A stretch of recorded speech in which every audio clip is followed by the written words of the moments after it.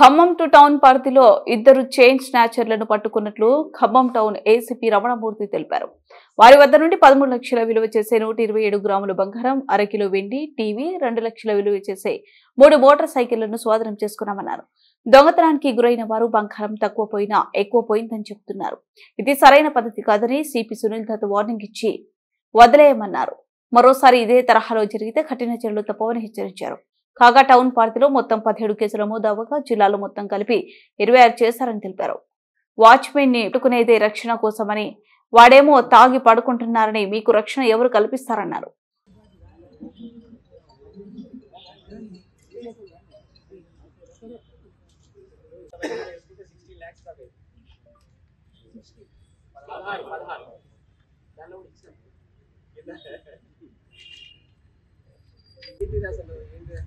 లాస్ట్కి చేస్తే అప్పుడు చెప్తున్నారు వేరే దొరికిన ఫొటోస్ ఇమ్మంటే అప్పుడు ఫొటోస్ ఇస్తే అది కంప్లీట్ గోల్డ్, రోల్డ్ గోల్డ్. అది వాడే చెత్తలో పడేసినారా, ఇంకా నయం అదృష్టం కొద్ది ఆ చెత్తలో కూడా ఎవరు తీసుకోపోలేదు, అది ఇంకా అక్కడే ఉంది. అది తీస్తే తుప్పు పడిపోయినాయి. అట్లాంటి పరిస్థితి ఉంది. బాగా ఎగ్జాగరేషన్ ఎక్కువ ఉంది. మేము దొంగ పట్టుకుంటేనే ఇస్తాం, ఎంత చెప్పినా అంతే ఇస్తాం. కానీ ఈసారి కాబట్టి మేము కూడా సిపి గారు ఏమన్నా అంటే ఫస్ట్ టైం కాబట్టి వార్నింగ్ ఇచ్చి పెట్టాలి. ఈసారి నుంచి కంపల్సరీ దొంగతనం అయింది అంటే బిల్స్ కంపల్సరీ ఇవ్వాల్సిందే. ఎందుకంటే వాళ్ళు ఒకటేసారి 10 తులాలు పోయినాయి, 20 తులాలు పోయినాయి, అన్ని ఎక్కడ కూడా 20 తులాలు 30 తులాలు అంటున్నారు. మళ్ళీ వాళ్ళు బయట స్టేట్స్ పోయినా అంటున్నారు, అటు ఊరికి పోతున్నారు, తీర్థయాత్రలు పోతున్నారు. పక్కన వాళ్ళు ఎవరో దగ్గరికి ఇవ్వాలని ఎప్పటి నుంచో చెప్తున్నారు. ప్లస్ అపార్ట్మెంట్లో కూడా మేము చెప్పేది ఏంటంటే వాచ్మెన్స్ మన అపార్ట్మెంట్ ఉండేదే సేఫ్టీ కోసం తీసుకుంటున్నారు. ఎందుకంటే ఇంట్లో దొంగతనాలు అవుతున్నాయి, అవి అవుతున్నాయి అని చెప్పి సేఫ్టీ కోసం అపార్ట్మెంట్.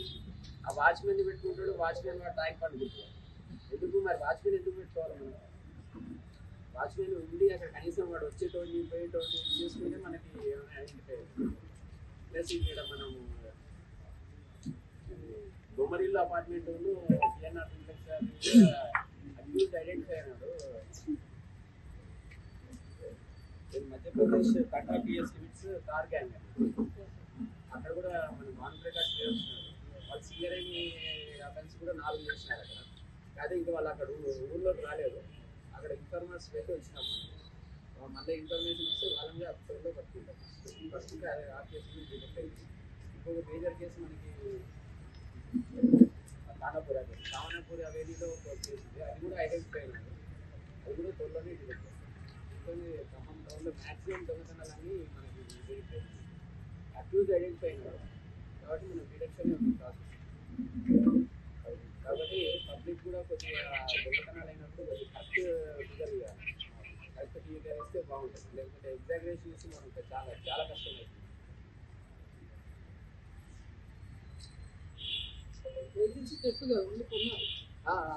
ఈ పైసలతో చైన్ స్నాచింగ్స్ వాటి యూజ్ అవుతుంది అని చెప్పి వెహికల్స్ కొన్నారు. కొత్త వెహికల్స్ అయింది. జస్ట్ 1 month 2 months వెహికల్స్ వచ్చింది. అందుకని ఇమీడియట్గా ఆ వెహికల్ ఆ పైసలే కాబట్టి ఆ వెహికల్స్ కూడా అయిపోయింది.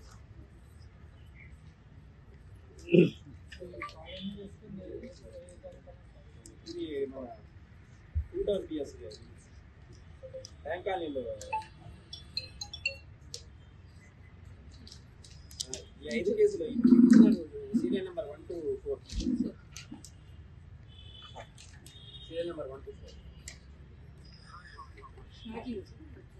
లేదు కాదు. ఇంట్లో దొంగతనం బ్యాంక్ కాలనీలో ఉన్నాయి. 4, 7, 20 ఆ కేసులో 4 చైన్ స్నాచింగ్స్ కూడా వేసినారు.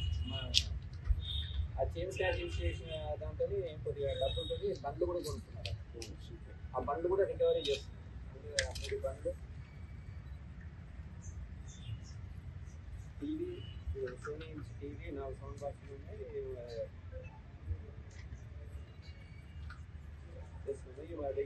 టౌన్లో మొత్తం 17 కేసులు చేసినారు.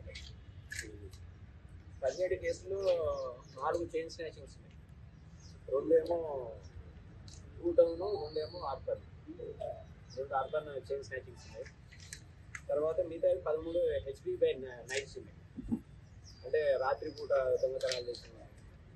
ఈ కేసులు కాక మా రూరల్లో 2 కేసులు ఉన్నాయి. గుణకల్లో 2 కేసులు, కామపల్లి 1, వేంపూర్లో 1, ఏన్పూర్ 1, సత్తుపల్లి 1, కొత్తగూడెం 3 టౌన్లో 1 కేసు. మొత్తం 26 దొంగతనాలు చేసినారు. అయితే మన టౌన్లో 13 కేసుల్లోనూ మళ్ళీ రూరల్ చూసుకుంటే అది ఇక్కడ ఒకటి ఖమ్మంలో ఒకటి అర్థమవుతుంది ఏంటంటే బంగారం తక్కువ పోయినా కూడా చాలా ఎక్కువ చెప్తున్నారు. గోల్డ్ పోయినా కూడా గోల్డ్ అంటున్నారు. ఒక తులం పోతే 10 తులాలని చెప్తున్నారు. ఏమో మరి అదే లేకపోతే పోలీసు వాళ్ళు ఇస్తారనుకుంటున్నారా ఏమనుకుంటున్నారు. 10 తులాలు